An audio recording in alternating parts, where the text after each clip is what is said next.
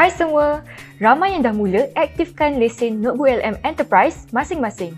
Tapi, saya perasan ada yang masih keliru dan tak pasti macam mana cara nak mula log masuk. Jangan risau, sebenarnya prosesnya sangat senang dan cepat.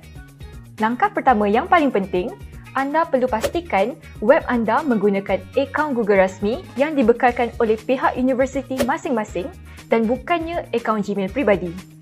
Caranya, layari sahaja laman web yang tertera dan klik pada ikon profil di bahagian atas sebelah kanan. Kemudian, pilih akaun universiti anda.